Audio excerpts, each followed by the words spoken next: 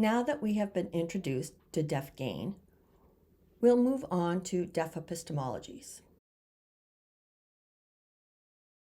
A lot of letters in that word.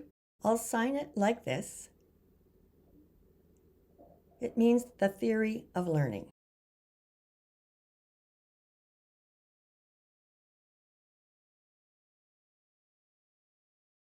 In deaf epistemologies, there are several overlapping areas.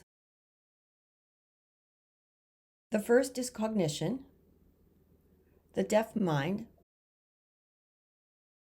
As we've discussed, the deaf mind is different from the hearing mind. The deaf child is more visual. They think differently. They process information differently.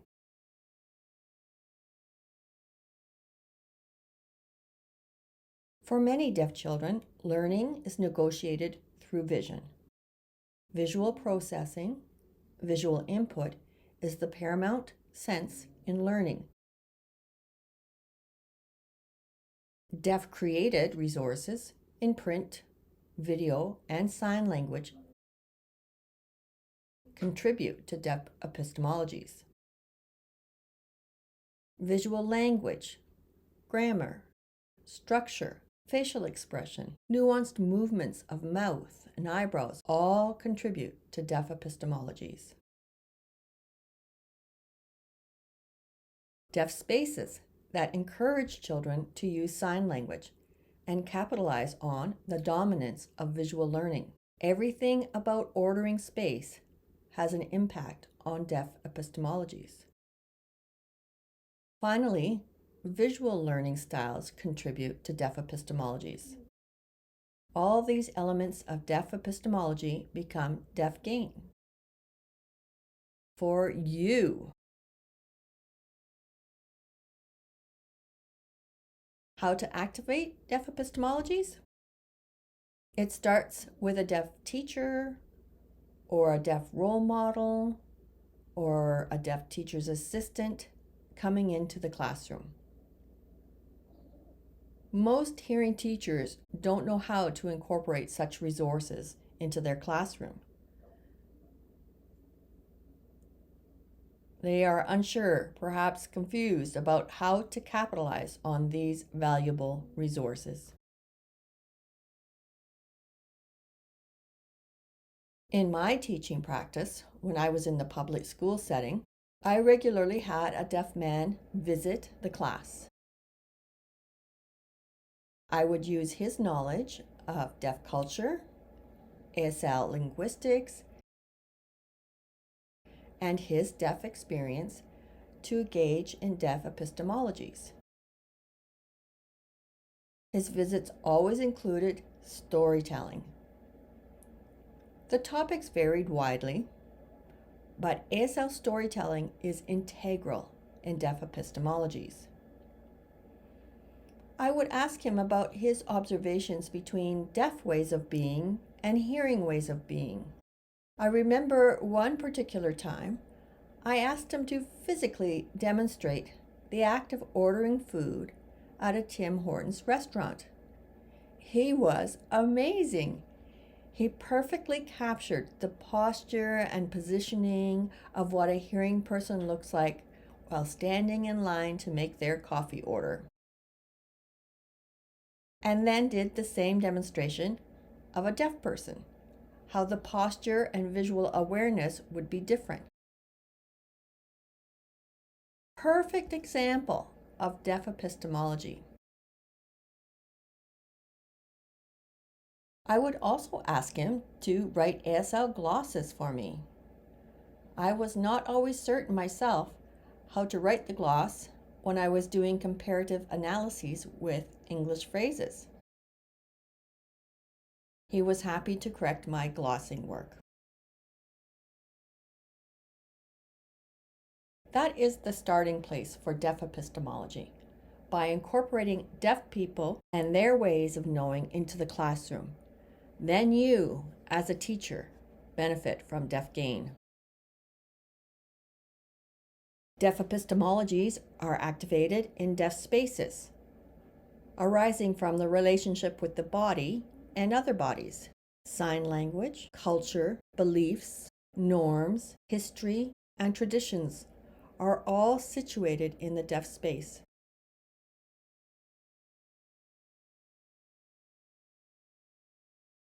Remember from before the attention-getting technique I showed you, antlers on the head?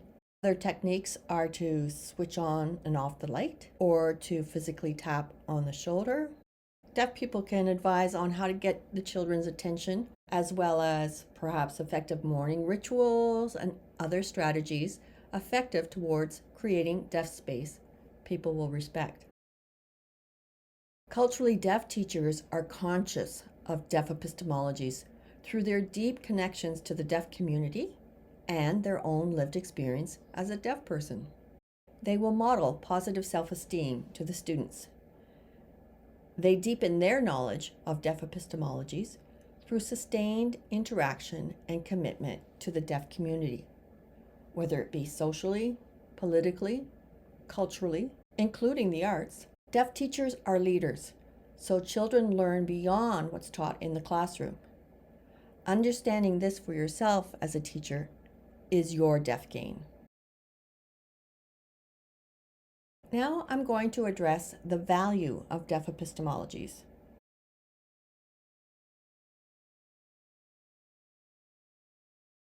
The deaf community has a culture of high expectations.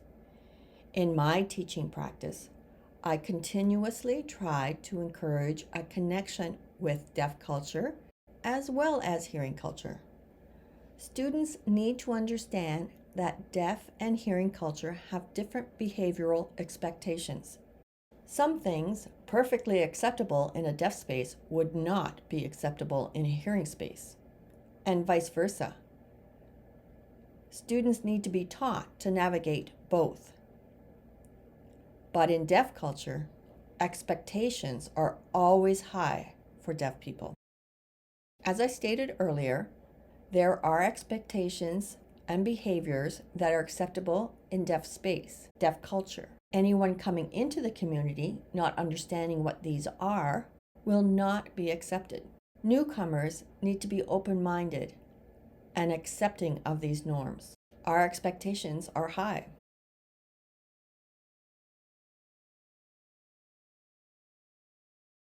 Harness the power of storytelling for learning. I always tell stories on any topic, in any class: biology, chemistry, science, social studies. I start every topic with a story. Students will remember stories far better than rote learning. Stories reinforce the concept. Then you will fill in the language, vocabulary, and details later. Stories come first. That's deaf epistemology. Naturally, deaf epistemology includes the visual learning process. In this regard, think about how to use font colors, images.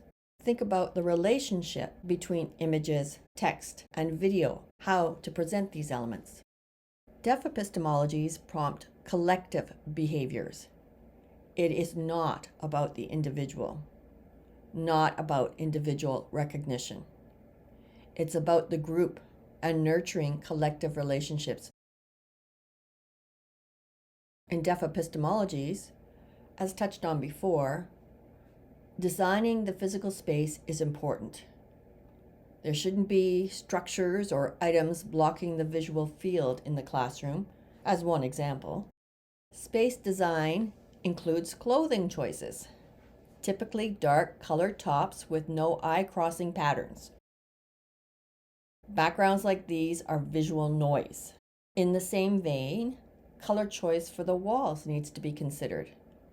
Which colors will be comfortable for learning deaf eyes? Think about furniture style and placement.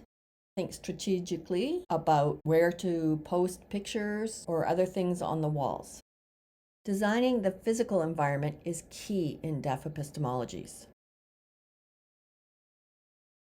Deaf epistemologies are all centered around vision.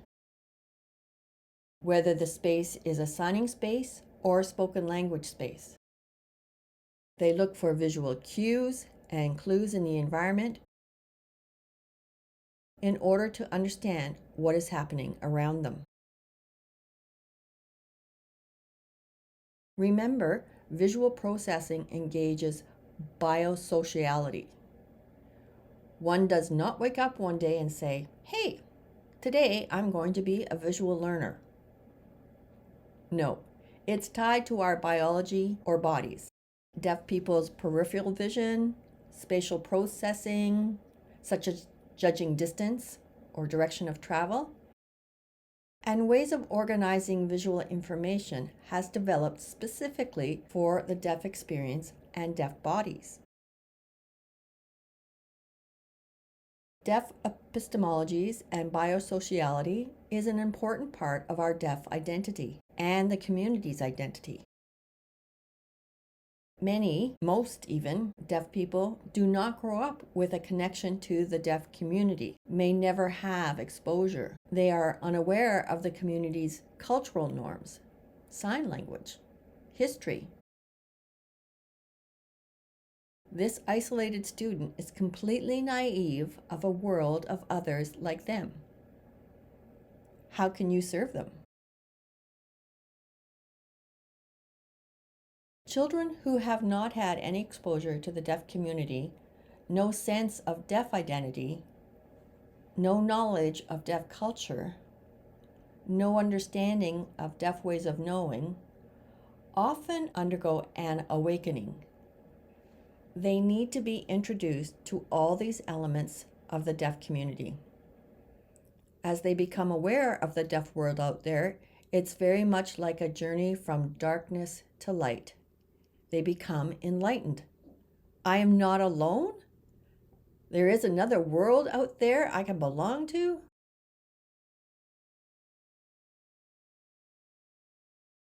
Not all deaf students are immediately ready to take that journey. If they are reluctant, don't force it. Often the attitude of the parents is a key factor, especially if they are open-minded about it. Awakening moves a deaf person from being powerless, restricted by the limits of hearing and spoken language, to an existence where communication is fully accessible and where one can be at ease.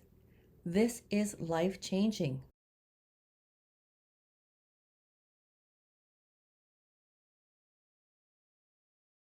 The key takeaway for you as teachers with the single deaf child in your mainstream classroom is that the child will need your support to introduce them to the deaf community, deaf culture, deaf epistemologies, understanding their own deaf experiences toward a positive identity of deaf self. As you shepherd them, you will acquire more deaf gain yourself.